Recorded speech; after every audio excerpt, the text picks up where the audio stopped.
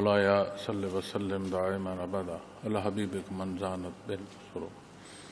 معزز سامعین کرام، السلام علیکم ورحمۃ اللہ وبرکاتہ۔ شاد ہے اور اللہ مصلحت کا خیال رکھنے والے، نہ رکھنے والے اور رکھنے والے دونوں کو جانتے ہیں۔ معزز سامعین کرام، یہ آیہ کریمہ کا درمیانی حصہ ہے اور اس سے بیشتر حصے میں اللہ کریم نے یتیموں کے حوالے سے جو ارشاد ہے وہ فرمایا کہ وَيَسْأَلُونَكَ عَنِ الْيَتَامَى، اور آپ سے یتیموں کے بارے پوچھتے ہیں۔ رہنمائی کے لیے نبی کریم صلی اللہ علیہ وسلم کی خدمت اقدس میں جو سوالات عرض کیے گئے، جہاں ان میں سے اس سوال کا بیان ہے جو یتیموں سے متعلق ہے۔ فرمایا قُلْ إِصْلَاحٌ لَهُمْ خَيْرٌ، فرما دیجئے کہ ان کی مصلحت کا خیال رکھنا بہتر ہے۔ وَإِن تُخَالِطُوهُمْ فَإِخْوَانُكُمْ، فرمایا اور اگر تم ان کے مال کو ساتھ ملا لو تو وہ تمہارے بھائی ہیں۔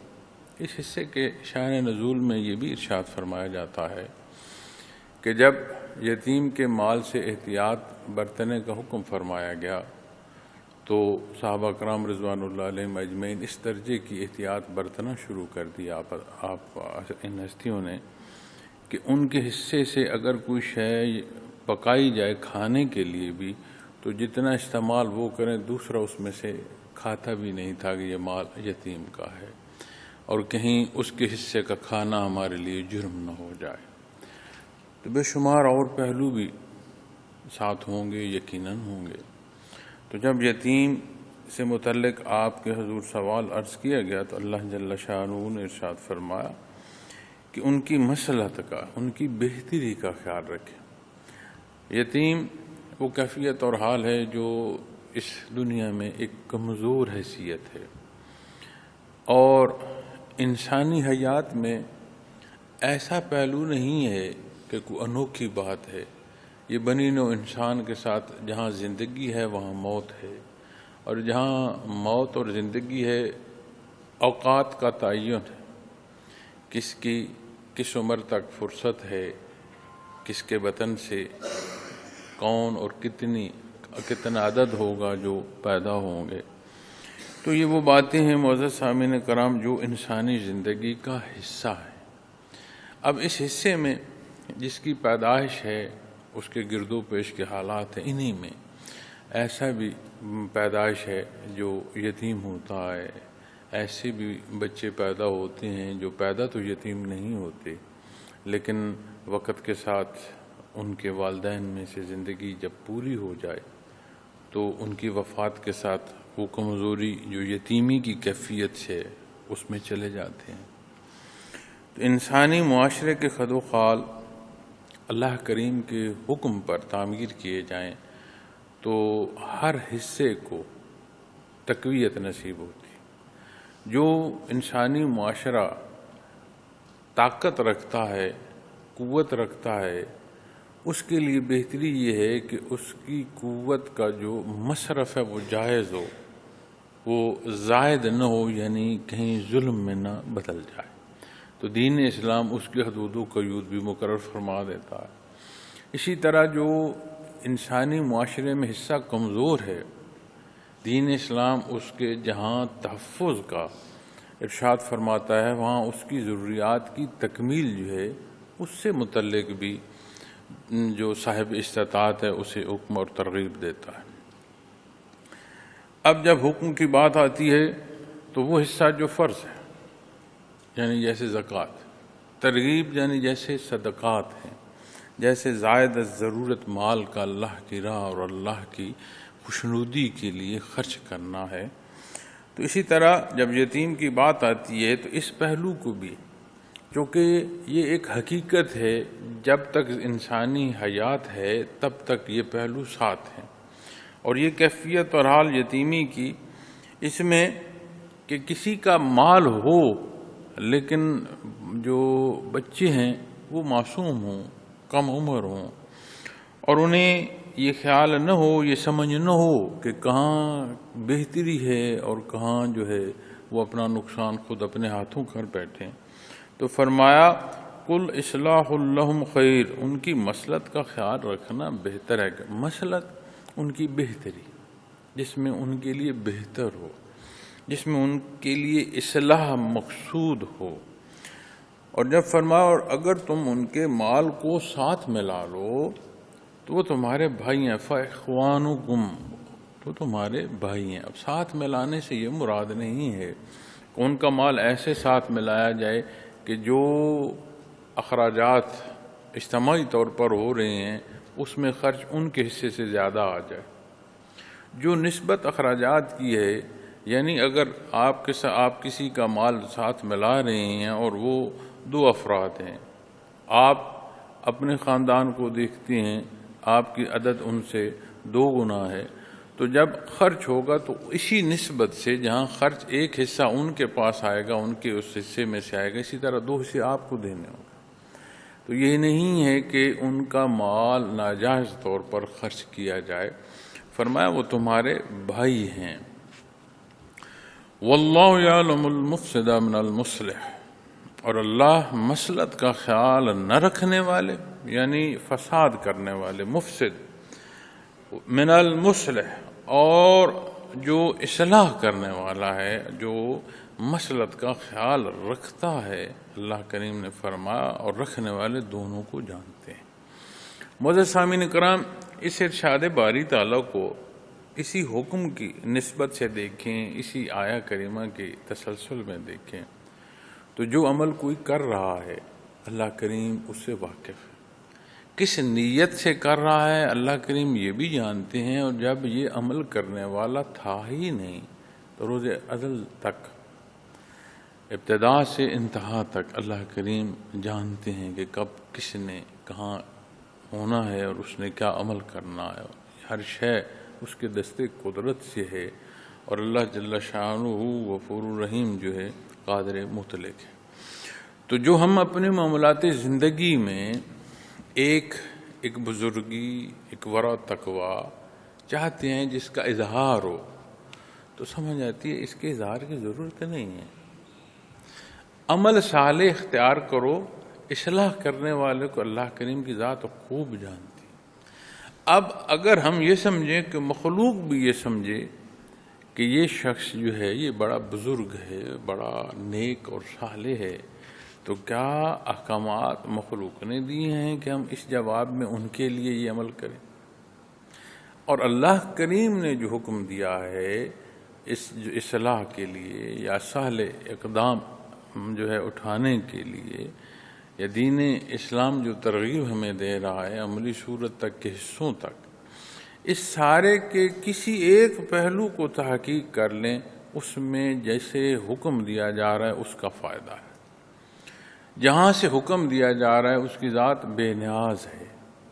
اور جب ہم اپنی بزرگی کا اظہار چاہتے ہیں کہ لوگ مانیں کہ میں بڑا نیک اور صالح ہوں اور میں بڑا مصلحت کا خیال رکھتا ہوں، تو ہم یہ کیوں بھول جاتے ہیں کہ اس کی ذات علیم ہے، وہ خوب جانتا ہے جو کچھ کوئی کر رہا ہے اور جو کچھ کوئی چاہ رہا ہے۔ واللہ یعلم المفسد، جہاں کوئی فساد کرتا ہے، جو صالح کام ہے اس سے اجتناب کرتا ہے، دور ہوتا ہے، تو اللہ کریم جانتے ہیں۔ من المصلح، اور جو اصلاح کرنے والے ہیں، جو بہتر عمل کرنے والے ہیں، اللہ کریم اسے بھی جانتے ہیں۔ اب یہ یقین نصیب ہو، آپ غور فرمائے ہمارے اعمال کیسے ہوں، اعمال کی نسبت کیا ہو۔ کیا ہمیں یہ درکار ہے کہ مخلوق راضی ہو، مخلوق ہمیں مانے، جو عمل ہم کر رہے ہیں کیا ذات کے منوانے کو کر رہے ہیں؟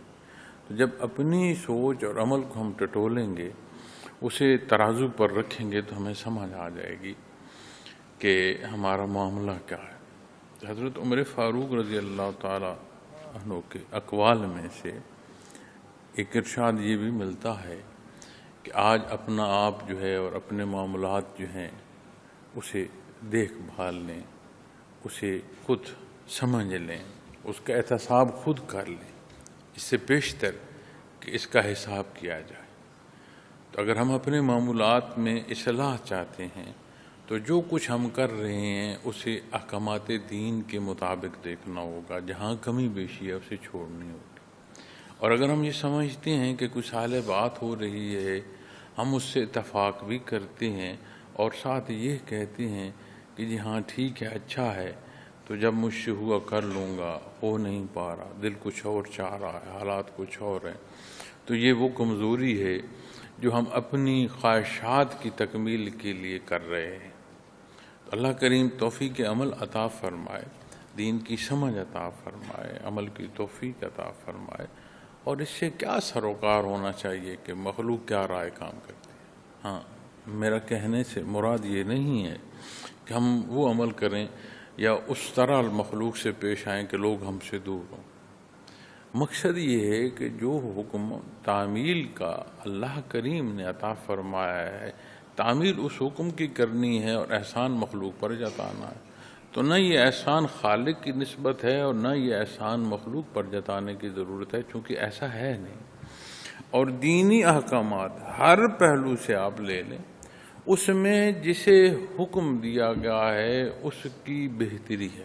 ہم معاملات دنیا میں دیکھتے ہیں حیثیت کا فرق ہوتا ہے۔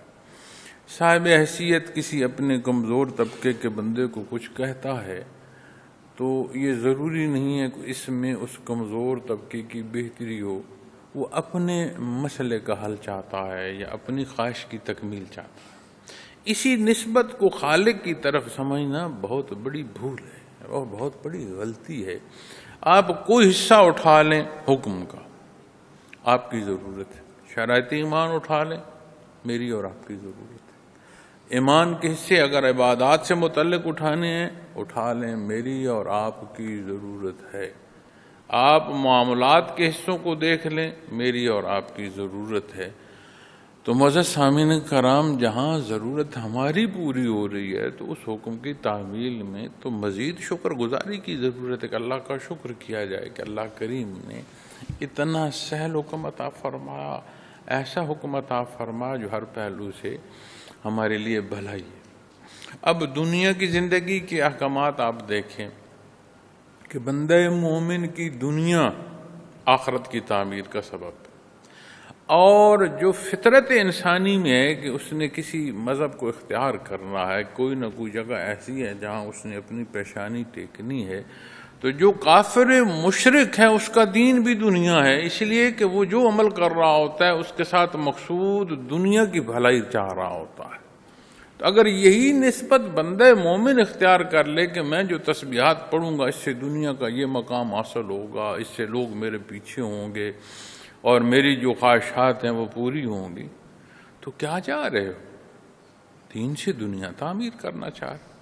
حالانکہ دنیاوی احکامات اللہ کے حکم کے مطابق اختیار کرو، جو تربیت نبی کریم صلی اللہ علیہ وسلم نے عطا فرمائی اسے اختیار کرو، اس میں کل فلاح ہے، ہر پہلو سے فلاح ہے، دنیا کی زندگی میں فلاح ہے، تیری ذات کی فلاح ہے، تیرے عزیز و اقارب یعنی گرد و پیش سے لے کر انسانیت تک چلے جاؤ، پھر اسی میں آخرت کی تعمیر ہے۔ اس لیے بندے مومن کی جو دنیا ہے یہ بھی آخرت کی تعمیر ہوتی ہے، اور دین جو ہے اس میں تعمیل ہوتی ہے، چونکہ دنیاوی احکامات میں اتباع جو اپنے نبی کریم صلی اللہ علیہ وسلم کا نصیب ہوگا تو یہی دین ہے۔ تو جب یہی دین ہے تو آخرت کی تعمیر اسی پر ہوگی۔ جو کفر و شرک کرتے ہیں تو کافر و مشرک جو ہے اس کا دین بھی دنیا ہے، چونکہ وہ سودے کر رہا ہوتا ہے، یہ کروں گا عمل اور یہ عبادت کروں گا تو یہ حاصل ہو۔ تو اللہ کریم یہ نزاکت سمجھنے کی توفیق عطا فرمائے، تو یہ نہ سوچا جائے کہ کوئی شے مبہم ہے، ہر شے واضح ہے اور ہر شے کا حساب ہوگا۔ وَلَوْ شَاءَ اللَّهُ لَأَعْنَتَكُمْ، فرمایا اور اگر اللہ چاہتے تو تمہیں مشقت میں مبتلا کر دیتے۔ اب جو تم احسان سمجھ رہے ہو کہ ایک یتیم کی کفالت کر رہا ہوں یا عزیز و اقارب ہیں ان کے ساتھ بھلائی کر رہا ہوں، تو یہ معاملہ یا یہ ماجرا جو ہے یہ تمہارے ساتھ بھی پیش ہو سکتا تھا. اگر تجھ سے اللہ کریم نے کسی کی توقع وابستہ کی ہے تو یہ اس کا احسان ہے. تیری جگہ پر وہ بھی ہو سکتا تھا اور تو اس کی جگہ پر بھی ہو سکتا تھا. اور یہ معاملہ ایسا نہیں ہے کہ بات گزر گئی. جو زندگی باقی بچتی ہے معزز سامعین کرام، جس لمحے میں کوئی یہ سوچ رہا ہے کہ میں دوسرے کا جو ہے مسائل کا حل ہوں، عین اس لمحے اسے بھی یہ کمزوری واقع ہو سکتی ہے کہ وہ بھی محتاج ہو جائے. تو یہ ہماری زندگی میں روزمرہ مثالیں ہیں. بڑے خوبصورت صحت کے مالک توانا لوگ معذور ہو جاتے، بڑے کھاتے پیتے صاحب حیثیت جو ہیں وہ گداگری پر مجبور ہو جاتے، اور کتنے کمزور طبقے ہیں کہ وہ دنیا کی طاقت ان کے پاس پہنچ جاتی ہے. تو جو نقطہ سمجھنے کی ضرورت ہے وہ یہ ہے کہ جو جہاں ہے، جس حیثیت میں ہے، بات تعمیل کی ہے کہ اللہ کے حکم کے تحت کتنا ہے.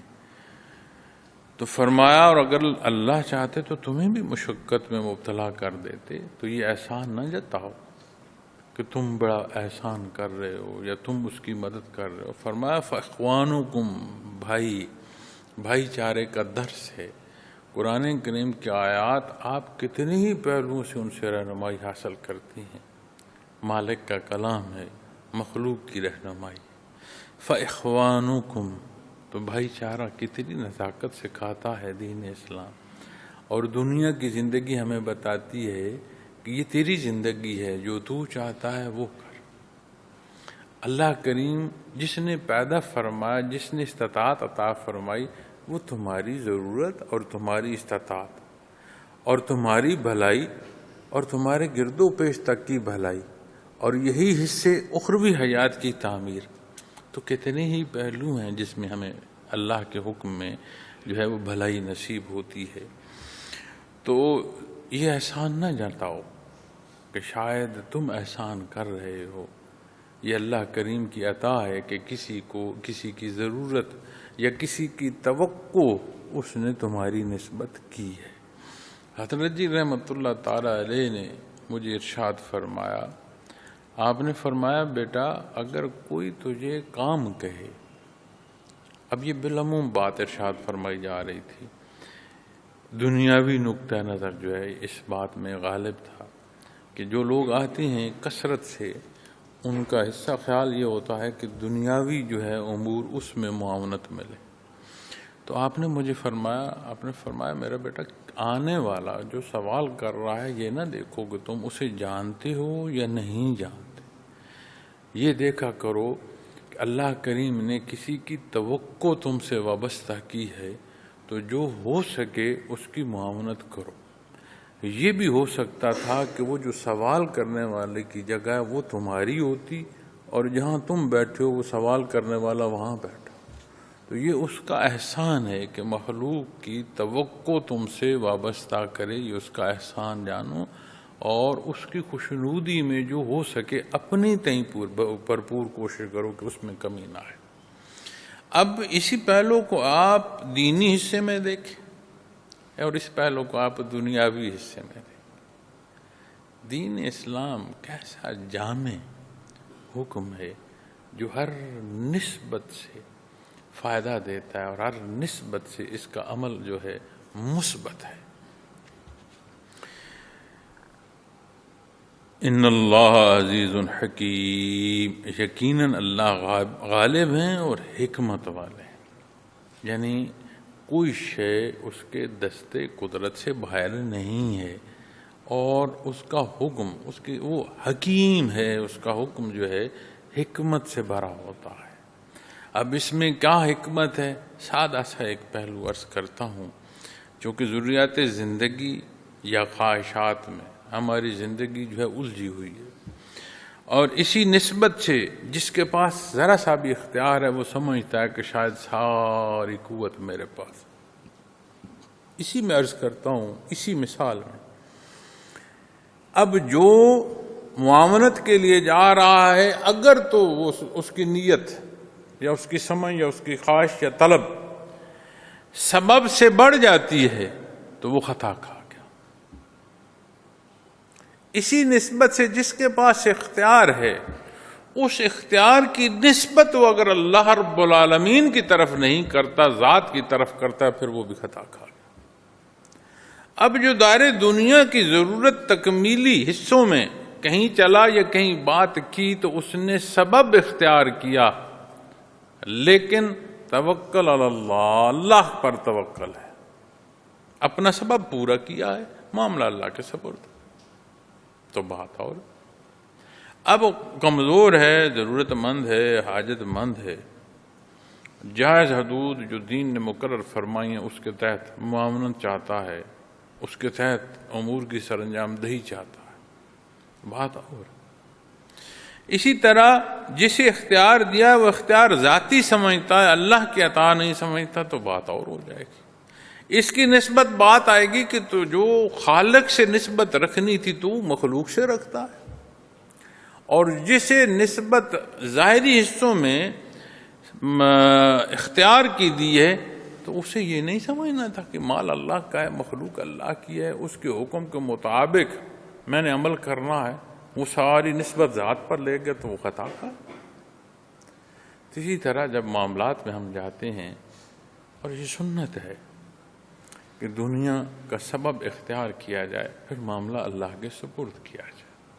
آج ہم دنیا کے اسباب کو کل سمجھتے ہیں تو بھی خطا ہے، اور اگر یہ سمجھتے ہیں کہ دعا کی جائے اور دنیا کا جو اسلوب ہے اسے چھوڑ دیا جائے تو یہ معاملہ بھی درست نہیں ہے، اس لیے کہ سنت یہ ہے کہ اسباب اختیار کرو۔ نبی کریم صلی اللہ علیہ وسلم کی ذات اقدس آپ دعا فرمائیں، شرف قبولیت اللہ رب العالمین نے عطا فرمانی ہے۔ عریش بدر میں آپ دعا فرما رہے ہیں مسلمانوں کی فتح کی، مدینہ منورہ میں آپ نے دعا کیوں نہیں فرمائی؟ 313 اصحاب اور سامان حرب تو کجا، لباس پورا نہیں، بمشکل سطر ڈھانپ رہے ہیں، اور خوراک کیا ہے، ایک ایک کھجور جو ہے وہ حصے کی ایک کھانے کے ساتھ مل رہی ہے، سواری پوری نہیں، سامان حرب پورا نہیں، زر اور ڈال تو کہاں کی بات ہے، چادر جو ہے بمشکل پوری ہے اس لشکر اسلامی کے ساتھ جو سطر ڈھانپ رہے، لیکن جو کچھ ہے سبب میں اللہ کے حبیب صلی اللہ علیہ وسلم نے پورا فرمایا۔ اس کے بعد پھر دعا فرمائی، اور اتنی دعا فرمائی کہ حضرت بکر صدیق رضی اللہ تعالیٰ عنہ نے عرض کی کہ یا رسول اللہ صلی اللہ علیہ وسلم بس فرمائیں، اللہ کریم قبول فرمائیں گے۔ آج اگر ہم یہ کہیں کہ جو کچھ ہے یہ دنیا ہے تو بھی میاں غلط ہے، اور آج اگر ہم یہ کہیں کہ ساری بات دعا پر ہے، سبب چھوڑ دوں، تو یہ اصول کے خلاف ہے جو رب کائنات نے اصول عطا فرمایا ہے، یہ تربیت نبی کریم صلی اللہ علیہ وسلم نے عطا فرمایا۔ اب اگر کوئی یہ کہے کہ تم کہہ رہے ہو کہ دعا کا انحصار نہیں ہے، تو میاں میں یہ نہیں کہہ رہا، دعا کا مقام عبادت ہے، دعا کا مقام شرف ہم کلامی ہے اللہ رب العالمین سے، اس کے اصول پر بات کر رہا ہوں کہ وہ اصول اختیار کیے جائیں جس کی تعلیم دین اسلام دیتا ہے، تو ہر پہلو سے جو ہے وہ سکھ ہوگا، دنیا کی زندگی میں بھی سکھ ہوگا، اور وہ سکھ جو ہمیشہ کا ہے وہ بھی نصیب ہوگا اللہ کے کرم اور اس کے احسان سے۔ اور یہ جو فرمایا گیا ان اللہ عزیز حکیم، یقیناً اللہ غالب، کوئی شے اس کے دستے قدرت سے باہر نہیں ہے۔ تو فرمایا یہ جو حکمت ہے، ہر بات میں حکمت ہے، تعمیل دیکھو حکمت پالو گے، ذات یا عقل اور اپنے شعور کے گھمنڈ میں حکمت کے متلاشی رہو گے تو عمل کھو بیٹھو گے، تو غیر مشروط اطاعت ہے۔ اور کیا خوبصورت معزز سامعین کرام رشتہ ہے، گرد و پیش دیکھو،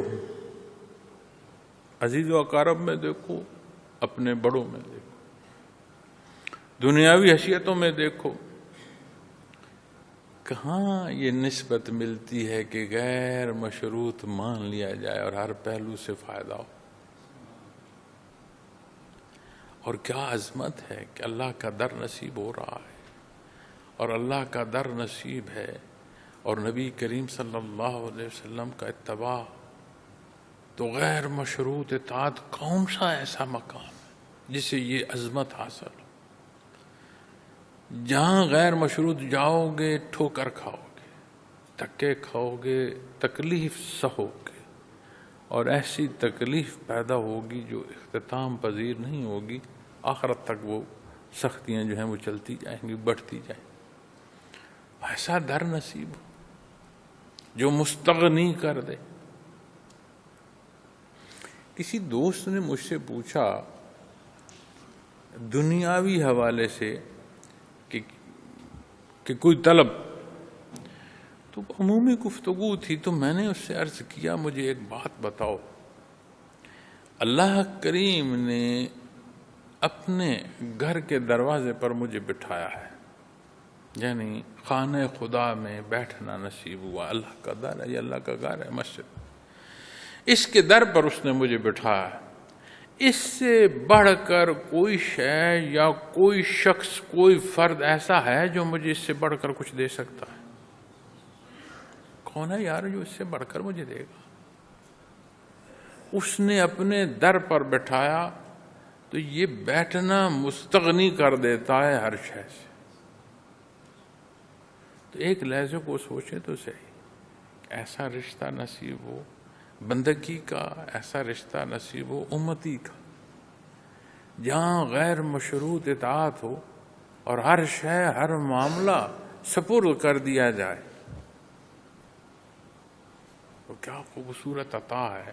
اب بات رشتے کی ہے، بات سمجھ، بات توفیق کی ہے، اور یہ ان حصوں کا انحصار ہماری نیتوں پر ہے، ہمارے کردار پر ہے۔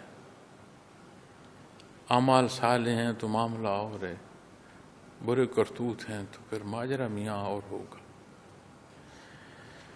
ان اللہ عزیز حکیم، اللہ غالب ہیں، ہر پہلو سے، ہر حکم میں، ہر بات میں حکمت ہے۔ یہ جذبہ جو ایمانی ہے یہ نصیب ہو، یہ خوشبختی ہے معزز سامعین کرام۔ فرمایا وَلَا تَنْكِحُوا الْمُشْرِكَاتِ حَتَّى يُؤْمِنَّ، اور مشرک عورتوں سے ان کے ایمان لانے تک نکاح نہ کرو۔ اب یہاں دوسرا موضوع اس اگلی آیہ کریمہ میں شروع ہوتا ہے کہ یہ بھی معاملہ تھا کہ جو اہل کتاب ہیں ان سے نکاح اور کھانا، اس پہلو سے قرآن کریم میں بیان فرمایا گیا، اور اہل کتاب میں بھی جہاں حکم ہے ایمان والے مرد کی نسبت اجازت ہے، ایمان والے عورت کی طرف نہیں ارشاد فرمائی گئی۔ اب جب یہ فرمایا کہ وَلَا تَنْكِحُوا الْمُشْرِكَاتِ، تو کافر و مشرک یہ وہ طبقہ ہے جو موجود تھا گرد و پیش، ساری کوشش ہوتی تھی کہ حق کو روکا جائے، اور جو بنیادی انسانی بقا ہے یہ مرد اور عورت میں اللہ کریم نے رکھی ہے، یہ نسل انسانی کا سبب اللہ کریم نے بنایا ہے، اسے بقائے انسانی کی بنیاد اللہ کریم نے بنایا ہے۔ اب جب نکاح کی بات آتی ہے تو بندے مومن کا وہ معاہدہ جو خاتون اور مرد کے ماں بہن ہیں یہ اللہ کے نام پر ہوتا ہے۔ نکاح کیا ہے؟ اللہ کے نام پر ایک معاہدہ ہے۔ اب جب اللہ کے نام پر ایک معاہدہ ہے تو ایک فریق ایمان والا ہو اور دوسرا فریق ایمان نہ رکھتا ہو، تو جو صاحب ایمان نہیں ہے اس کا معاہدہ اللہ کے نام پر کیسے ہو سکتا ہے؟ یہ نکاح صادر ہی نہیں ہوتا۔ اہل کتاب کے حوالے سے جو فرمایا گیا ہے، اہل کتاب مشرک نہ تھے، لیکن دعوی اہل کتاب ہونا اور ساتھ شرک کرنا یہ اہل کتاب ہونے سے باہر نکال دیتا ہے۔ حضرت عمر فاروق رضی اللہ تعالیٰ عنہ کے زمانے مبارک میں جب خلافت اسلامی کو وسعت ملی ان علاقوں تک کہ جہاں اہل کتاب کے دعوے کے ساتھ شرک تھا، تو جب وہاں بات گئی تو مسلمانوں نے نکاح کیے، چونکہ فرمایا گیا کہ اہل کتاب کے ساتھ نکاح جائز۔ تو جب یہ اطلاع آپ تک پہنچی تو آپ نے سب باطل کر دی اور وہ خواتین واپس کر دیں۔ فرمایا کہ جو اللہ کے ساتھ شرک کر رہا ہے، حضرت عیسیٰ علیہ السلام کو اللہ کا بیٹا کہتا ہے، حضرت عزیر علیہ السلام کو کوئی اللہ کا بیٹا کہتا ہے، تو یہ مشرک ہے۔ قرآن کریم نے حکم دیا وَلَا تَنْخِقُ الْمُشْرِقَاتِ حَتَّى يُؤْمِنْ، جب تک ایمان نہیں لائیں گے۔ اب اہل کتاب کو یہ کہنا کہ چونکہ یہ دعویٰ اہل کتاب کا ہے تو عمل کیا اہل کتاب کا ہے؟ تو جو اللہ کریم کی ذات ہے، حضرت آدم علیہ السلام سے نبی کریم صلی اللہ علیہ وسلم کی ذات اقدس تک۔ محترم سامعین کرام، جو بنیاد ہے وہ توحید بتائیں گے کہ لا الہ الا اللہ، لا الہ، کوئی الہ نہیں ہے الا اللہ، سوائے اللہ کے۔ تو کوئی کہے اس کے ساتھ شریک کرے، اور مشرک کسے کہتے ہیں؟ جو اس کی ذات، اس کی صفات میں کسی کو شریک جانے۔ اور مشرک کیا ہوگا؟ شرک کیا ہے؟ تو جب بات مشرک سے منع فرمایا گیا ہے تو اس کا اہل کتاب ہونا ہی نہیں رہا۔ اور جب بعثت محمد رسول اللہ صلی اللہ علیہ وسلم ہوئی تو تمام سابقہ احکامات جو ہیں وہ ختم ہیں، اور حکم وہ مانا جائے گا جس کی تعمیل کا حکم نبی کریم صلی اللہ علیہ وسلم نے فرمایا۔ اور اس پہلو سے یہ نہیں ہے کہ کسی مذہب کا اختیار کرنا جو اسلام سے باہر ہے اس کے ساتھ ہم زیادتی کریں، اصول بیان کر رہے ہیں، جو دینی اصول ہے اسے بیان کر رہے ہیں۔ پھر انہی احکامات کو خواہشات ذاتی کی نسبت تکمیل میں لے جانا، تو میاں ویسے کہہ دو میں یہ غلطی کر رہا ہوں، بات اور ہوگی۔ مان لو کہ جو کر رہا ہوں یہ غلط ہے، گناہگار ہوگے۔ اس حکم کو بدلنا چاہتے ہو تو ایمان سے خارج ہو جاؤ گے۔ عمل ناجائز ہے، تم اسے جائز قرار دیتے ہو، تو پھر اللہ کے حکم کے مطابق مقابل تم ایک فقہ لے آئے ہو نا۔ مطابق رہو تو گناہگار ہوگے، مقابل ہوگے تو بے ایمان ہو جاؤ گے۔ تو فرمایا اور مشرک عورتوں سے ان کے ایمان لانے تک نکاح نہ کرو۔ حضرت ابو ہریرہ رضی اللہ تعالیٰ عنہ سے روایت ہے کہ نبی کریم صلی اللہ علیہ وسلم نے ارشاد فرمایا کہ کوئی جو نکاح کرتا ہے کسی عورت سے تو 4 بنیادی جو ہیں حصے اس کے سامنے ہوتے ہیں۔ تو اس میں فرمایا کہ اس کا مال ہے، اس کا جمال ہے، اس کا حسب ہے، اور اس کا دین ہے۔ تو یہ 4 بنیادی باتیں سامنے آتی ہیں نکاح: مالی حیثیت اور اس کی خوبی، چاہے وہ حسن آپ ظاہری کی بات کر رہے ہوں یا باطنی کی بات کر رہے ہوں۔ حسب کی بات آتی ہے کہ خاندان کیسا ہے، کس حیثیت کا، کس شہرت کا مالک۔ پھر چوتھا حصہ فرمایا ہے دین، یعنی اس کا ماننا کیا ہے، اس کا ایمان کیا ہے۔ تو آپ صلی اللہ علیہ وسلم نے ارشاد فرمایا اور دین کو تم لوگ اختیار کرنا، چونکہ دنیا میں یہ دیکھتے ہیں ہم اپنی زندگی میں کہ جہاں دوستی ہو اس کے مطابق بندہ ڈھلتا چلا جاتا ہے۔ جس طرح کے دوست ہوں وہ نہ صرف پہچان بنتے ہیں بلکہ مزاج میں تبدیلی کا سبب بنتے ہیں، اسی لیے بری صحبت سے منع کیا گیا ہے۔ اچھی صحبت اختیار کرنے کی ترغیب دی گئی ہے کہ وہ وقت جو اچھی محفل میں ہوگا اس میں خود اچھا نہیں کرو گے تو اچھا سن لو۔ کہیں بری محفل میں تم خود برا نہیں کر رہے تو جو برائی گرد و پیش ہو رہی ہے اس کے اثرات تم پر پڑ رہے ہیں۔ اسی طرح حدیث شریف میں ایک دوسری جگہ اچھی اور بری صحبت کے حوالے سے ارشاد فرمایا گیا کہ اچھی صحبت کی مثال ایسی ہے کہ جہاں عطر بکتا ہو، خوشبو کی دکان، اور بری محفل کی مثال ایسی ہے کہ جہاں لوہا تاپا جائے، جیسے لوہار کی دکان ہے کہ وہاں ہر وقت آگ ہے۔ تو جہاں خوشبو ہے تم خوشبو نہ بھی خریدو نہ بھی لگاؤ، تو وہ خوشبو، چونکہ وہ جگہ معطر ہے، اس خوشبو میں رہو گے جتنی دیر رہو، اس کا اثر تمہارے کپڑوں، تمہارے وجود پر آئے گا، مزاج تک آئے گا۔ اسی طرح جہاں آگ جل رہی ہے وہاں بیٹھو گے، کوئی چنگاری اٹھے گی تمہارا کپڑا بھی جلا گا، نہ تمہارا کپڑا جلے تو جتنی دیر بیٹھے ہو تپش میں ہو، دھوئیں کی تکلیف میں بیٹھے ہو۔ تو جب بندہ اچھی جگہ رہتا ہے تو وہاں سے اچھائی سیکھتا ہے، مزاج اس طرف بدلنا شروع ہو جاتا ہے، ڈھلنا شروع ہو جاتا ہے۔ بری صحبت ہوتی ہے تو برائی جو ہے اس میں بندہ جو ہے ڈوبنا شروع ہو جاتا ہے، اس کا مرتکب ہونا جو ہے وہ ارتکاب جو ہے اس کا خطرہ ہوتا ہے کہ بندہ مرتکب نہ ہو جائے۔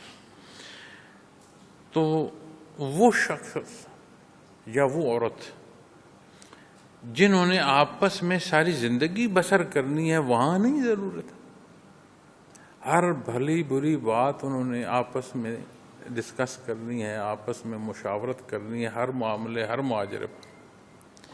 تو وہ صحبت کیسی ہونی چاہیے؟ تو وہ بے ایمان صحبت ہوگی تو کیا وہ نقصان نہیں کرے گی؟ اور جو بنیادی معاہدہ ہے ایک خاتون اور مرد کے نام میں نکاح کا، وہ اللہ کے نام پر ہے۔ تو جو مشرک ہوگا، کافر ہوگا، وہ اللہ کریم کو تو مان نہیں رہا، تو مان نہیں رہا تو وہ عہد کیسے ہوگا؟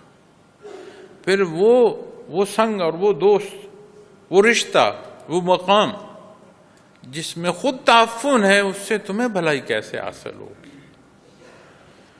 تو اسی لیے جب بات نکاح کے حوالے سے آتی ہے تو آپ صلی اللہ علیہ وسلم نے فرمایا اور تم لوگ دین کو چننا، یعنی وہاں دین ہو۔ کتنے لوگ مشورہ کرتے ہیں بچوں کے رشتوں کے حوالے سے، تو میں ان سے یہ ضرور عرض کرتا ہوں کہ یہ ضرور دیکھیں کہ دینی پہلو میں آپ کی اور ان کی نسبت کیا ہے۔ یہ ضرور دیکھیں کہ آپ کا اور ان کا جو خاندانی مزاج ہے وہ کیا ہے۔ آپ یہ ضرور دیکھیں کہ آپ کی اور ان کی حیثیت کیا ہے، اور کوشش کریں کہ چیزیں جو 70% ہے، اب ہم کیا کہتے ہیں کہ 100% ہر کوئی میری بات پر پورا ہو، کوئی کسی کی 100% پر پورا نہیں ہوتا۔ تو 50% سے جتنا زائد ہوتے جائیں گے اتنا بہتر ہوتا ہے، لیکن دیکھنے کی نسبت آپ صلی اللہ علیہ وسلم نے جو فرمائی ہے وہ دین فرمایا ہے۔ تو دنیا کے اصول دیکھتے ہو، اپنے سے نیچے رشتہ دو گے تو اسے تکلیف ہوگی، اپنے سے نیچے رشتہ جو ہے دو گے تو اسے تکلیف ہوگی، اور اپنے سے اوپر سے رشتہ لاؤ گے تو جہاں اسے تکلیف ہوگی وہ تمہیں بھی تکلیف۔ یہ کہنا کہ سارا کچھ عقل سے ہے، نہیں، جو عقل اللہ نے دی اسے بروئے کار لاؤ، دنیا کے اسباب کو اسباب تک اختیار کرو، پھر معاملہ اللہ کے سپرد کرو۔ اور تیسرا پہلو جو عرض کروں گا وہ یہ ہے کہ جو جہاں نکاح کی اور رشتے کی بات آتی ہے، حیران کن صورت یہ ہے کہ بچی کے رشتے کی تلاش تو ہے، بچوں کے رشتے نہیں مل رہے۔ کیوں؟ غور فرمائیں، ہم نے اپنے خاندان بکھیر دیے ہیں، ہر کوئی اپنی کفر سے دور ہو گیا ہے۔ تو جب دور ہو تو کسی کو جانتے نہیں، تمہیں معلوم نہیں، تو یہ مسائل تو آئیں گے۔ اب جو جانتے ہیں ان میں ہم بے شمار خرابیاں جو ہیں ان کا بیان کرتے ہیں۔ دیکھو یہ کہ خرابی، اچھائی اور برائی دونوں کو دیکھو، کمی بیشی دونوں کو دیکھو، اگر بہتری نسبتاً زیادہ ہے تو وہاں گزارا ہو سکتا ہے۔ تو جہاں آپ کو کچھ معلوم نہیں اور جب واسطہ پڑ جائے تو ہر شے سامنے آتی ہے، تو پھر اسی معاشرے میں بندہ بول نہیں سکتا، گزارا کرنا پڑتا۔ اللہ کریم ہمیں توفیق عمل عطا فرمائے۔ اور یہ جو بنیاد ہے ایمان ہے، اور جہاں یہ فرمایا گیا نا نکاح ایمان لانے تک، تو نکاح ایمان لانے تک، تو ایمان عمل تک آتا ہے۔ تو اللہ کریم ہمیں بحیثیت میاں بیوی جن کا نکاح اس کے نام پر ہے، جن کا عہد اللہ کے نام پر، ہمیں یہ توفیق عطا فرمائے کہ ہماری زندگیوں میں دین اصلاح، تاکہ ہم اولاد کی تربیت کر سکیں، تاکہ یہ تربیت معاشرے کا حصہ بن سکے، تاکہ ہم جو ہماری ذمہ داری ہے اسے ادا کر سکیں، چونکہ اللہ کریم کا حکم جو ہے اس میں حکمت ہے۔ تو اس کی ایک حکمت کا ایک پہلو یہ بھی ہے کہ جو جہاں ہے اس نے کیا کیا، جسے جو عطا فرمایا، جو حیثیت عطا فرمائی، اس سارے میں اس کا کردار کیا تھا۔ اللہ کریم دین کے سمجھنے اور اس پر عمل کی توفیق عطا فرمائے۔ وآخر دعوانا